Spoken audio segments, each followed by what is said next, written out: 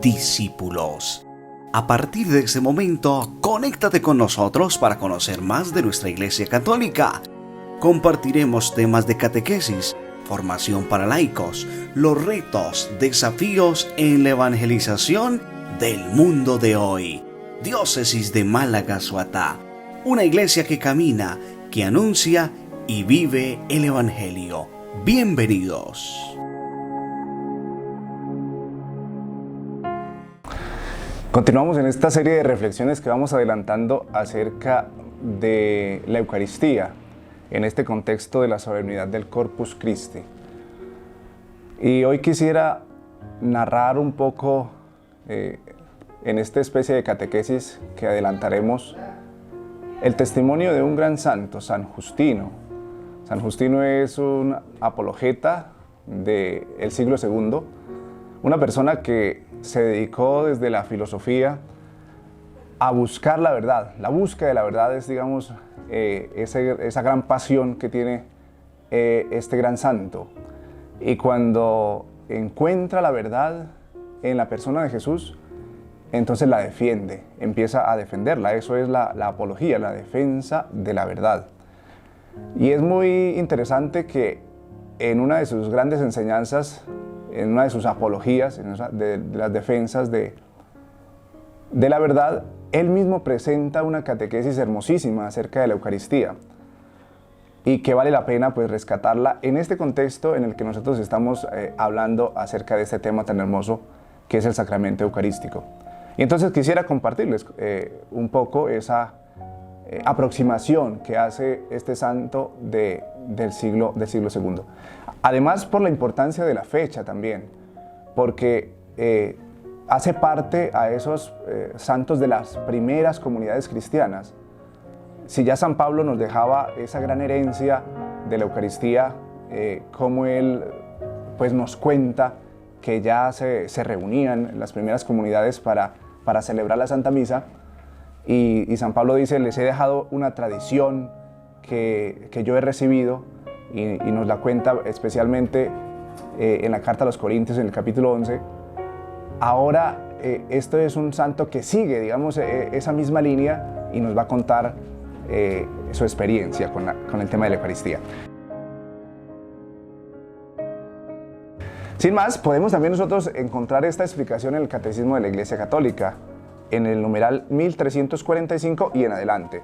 Y entonces podemos tener incluso muy a la mano este mismo material.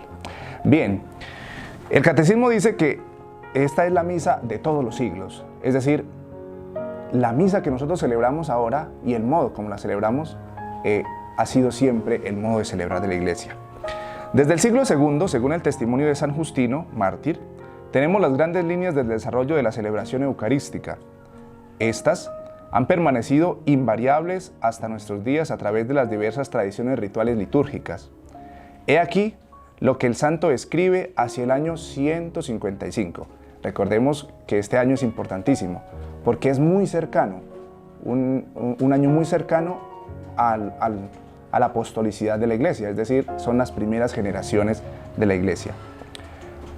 Esto lo escribe para explicar al emperador pagano Antonino Pío, que fue emperador del Imperio Romano entre el 138 y el 161. Explica lo que hacen los cristianos. Leamos el fragmento de la apología que hace San Justino.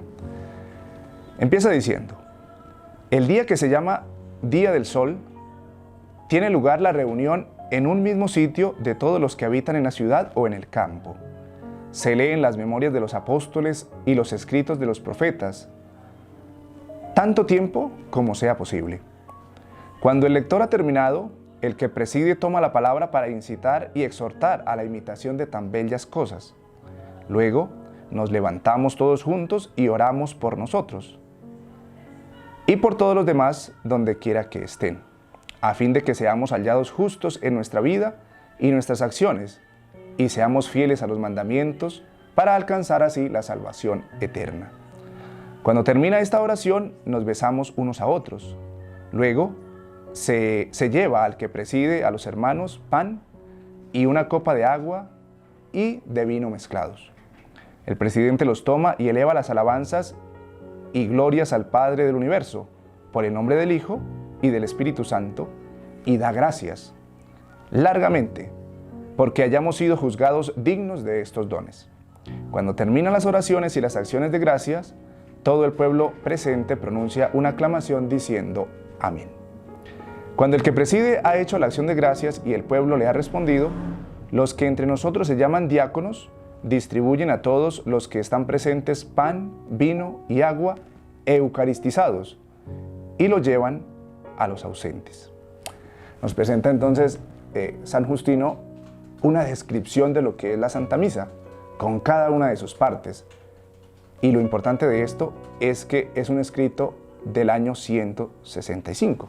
Es decir, que la liturgia de la Iglesia no es una construcción meramente por el caso, sino que se mantiene a lo largo de los siglos porque es una riqueza.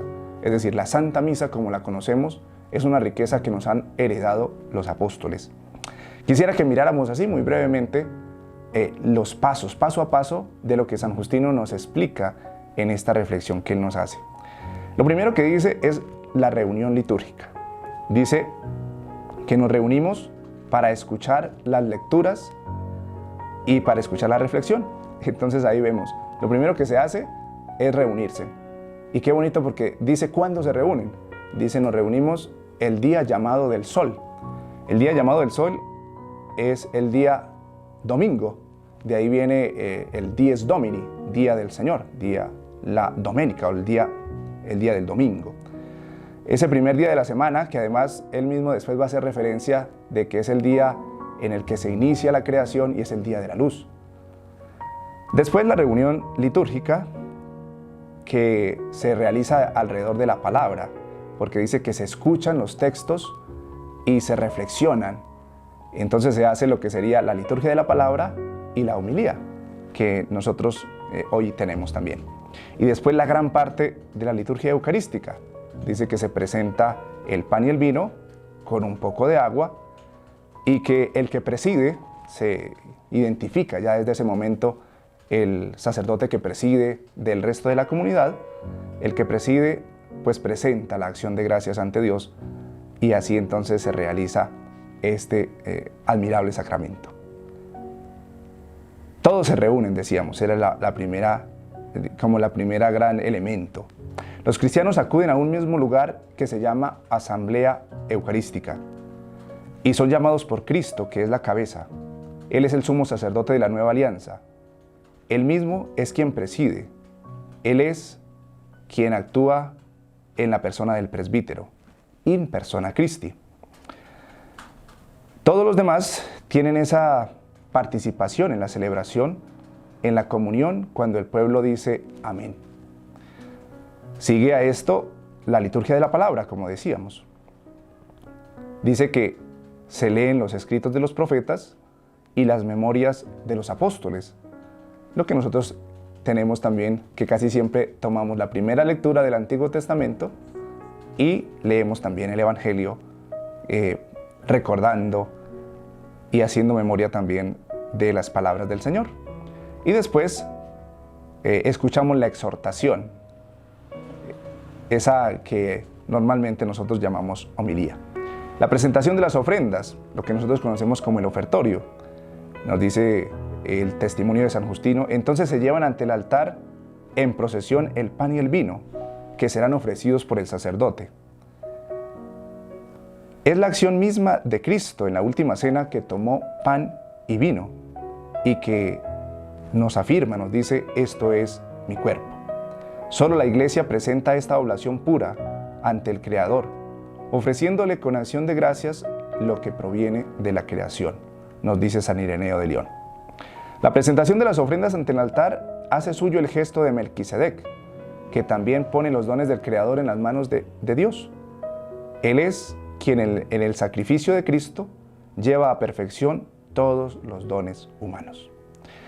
Después entonces se nos habla incluso de la colecta, porque dice, desde el principio, junto al pan y el vino, los cristianos presentan también sus dones, es decir, aquello que tienen para compartir con los que más necesitan.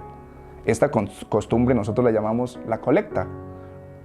que es siempre actual y que se inspira en ese ejemplo de Cristo que se hizo pobre para enriquecernos con su riqueza.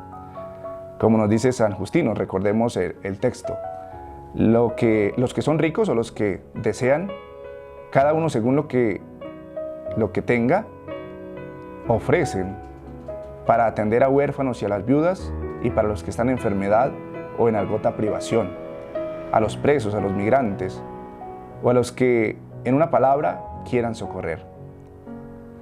Después de esto viene lo que se conoce como la anáfora o las plegarias eucarísticas, la oración de acción de gracias y de consagración que cada uno lleva en su corazón y que quiere presentar en esa celebración. Sigue después el prefacio, que es la acción de gracias que la Iglesia ofrece al Padre por la creación, por la redención, por la santificación, y que toda la asamblea se une con el gran cántico del Santo, cuando le decimos al Señor, Santo, Santo, Santo es el Señor. Después sigue la epíclesis, que es la invocación del Espíritu Santo sobre el pan y sobre el vino, pidiendo que a través de la acción del Espíritu se conviertan por su poder en la Eucaristía, que es el cuerpo y la sangre de Cristo, que no es que sea una acción sin dirección, sino que es acción propia del Espíritu Santo. Después se hace el relato de la institución. El sacerdote toma las mismas palabras de Cristo y las pronuncia sobre el pan. Cuando dice, tomó el pan y se los dio diciendo. Después sigue la anamnesis. Es la Iglesia que hace memorial de la pasión, de la resurrección y del retorno glorioso de Cristo Jesús, y que presenta al Padre la ofrenda de su Hijo, y esa ofrenda que nos reconcilia con Él. Después siguen las intercesiones, y ahí es donde en la plegaria eucarística pues pedimos por los vivos, por los difuntos, por la comunión de la Iglesia, por los pastores de la Iglesia, por el Papa, por los obispos y por todo el pueblo cristiano. Después entramos en esa parte de la Eucaristía que se llama de comunión, que es precedida por la oración del Señor, cuando oramos con el Padre Nuestro, cuando se ofrece eso, la comunión a los fieles, comulgamos con el cuerpo y la sangre y entramos así en comunión los unos con los otros. Como nos dice San Pablo, ¿es que acaso el pan que bendecimos no es comunión con el cuerpo de Cristo? ¿Y el cáliz que bendecimos no es comunión con la sangre de Cristo? Llamemos a este pan eso, comunión, comunión eucarística, porque nos enseña a vivir entre nosotros mismos, porque nos enseña a hacer comunión para nuestros hermanos. Y así terminamos con la gran acción de gracias y esa oración que hacemos al final para agradecer la Eucaristía y para encomendarnos a la Santísima Virgen María. Es hermoso entonces cómo ya desde el principio de los tiempos, desde el inicio de la Iglesia, se nos presenta eso, la estructura perfecta de la Eucaristía.